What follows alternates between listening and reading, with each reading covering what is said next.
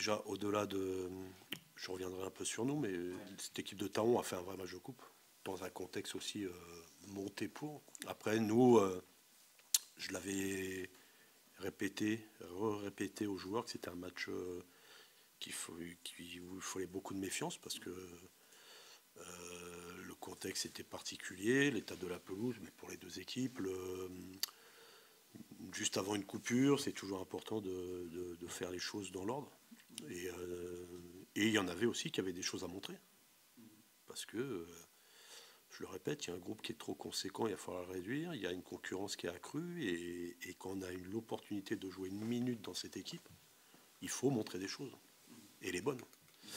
Donc, et puis après, il faut aussi du professionnalisme et de l'humilité dans le sport de haut niveau. Et c'est ce qui nous a manqué, pas tous, hein, mais c'est ce qui nous a manqué sur cette séance, sur cette, on va dire sur la gestion de ce match, parce qu'on mène quand même deux fois au score contre une équipe de N3, et on donne deux fois l'opportunité à l'adversaire de revenir dans le match. Et puis sur la série de pénaltys aussi, on mène. Donc oui, on mène 1-0. On mène parce que on mène pas, mais Mehdi arrête le premier tir au but de Taon. Après, ça, c'est du passé.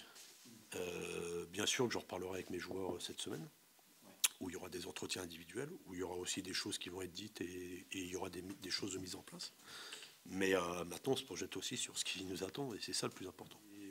Dans le football, rien n'est... La vérité d'aujourd'hui ne sera pas celle de demain.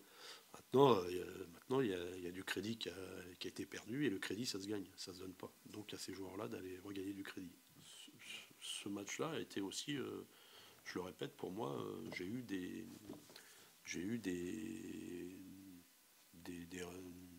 on va dire des renseignements qui me...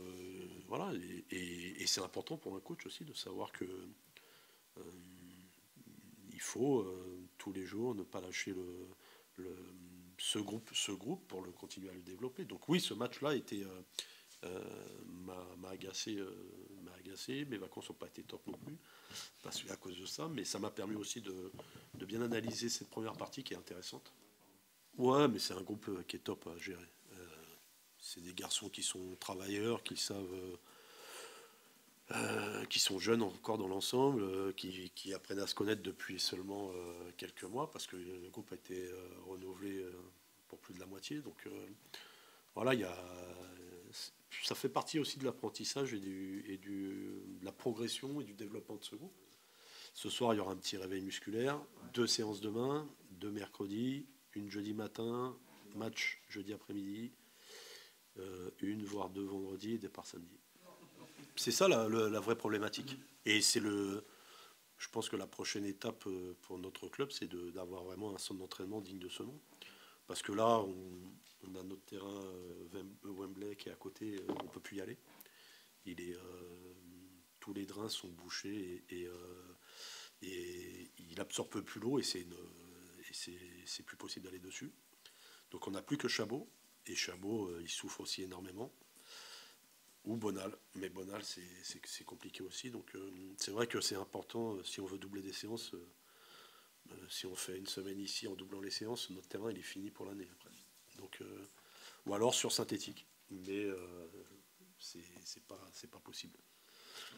Les conditions d'entraînement, et puis de recréer aussi pas une cohésion, mais moi ça va me permettre aussi d'avoir des entretiens avec tous les joueurs pour leur en fixer mes objectifs et aussi leur fixer ce que j'attends d'eux, et puis peut-être pour certains aussi qu'il faut qu'on trouve une solution.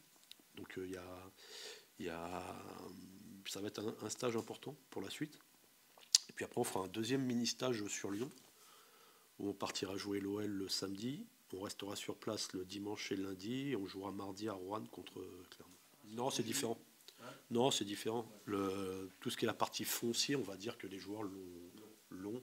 Maintenant, on est plus dans de l'intermittent, dans du travail de puissance, force, vitesse, vraiment plus précis. Après, il ne faut pas oublier qu'un garçon comme Vesbeck, par exemple, est arrêté depuis le dernier match de championnat. Donc ça fait déjà 3 semaines. Il ne faut pas qu'il s'arrête beaucoup plus, parce que on perd quand même beaucoup d'acquis. Donc lui, Herman aussi, donc tous ceux-là, on va les prendre sur la partie individuelle, mais ils ont du travail supplémentaire.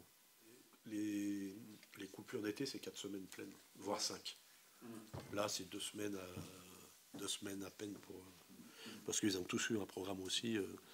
Et on a des outils maintenant pour savoir, et on leur fait des retours aussi sur leur travail qu'ils nous ont transmis sur des applications, et on peut les piloter à distance aussi. Ils ne sont pas véritablement en vacances finalement? Non, ils ont coupé une semaine. La plupart d'entre eux ont coupé une semaine, à part ceux qui étaient un peu blessés avant, mais sinon ils ont coupé une semaine, et après ils avaient 4 séances à faire sur la semaine passée. L'avenir nous le dira, mais au moins maintenant on sait sur quel objectif être centré. Après, ce qui est important sur les tours de coupe, c'est que ça fédère les énergies d'un groupe, ça permet aussi à certains d'avoir du temps de jeu. Maintenant, sortir maintenant, ou le tour d'après, ou le tour d'après, je sais pas. L'objectif, on le sait, c'est pas la coupe pour nous.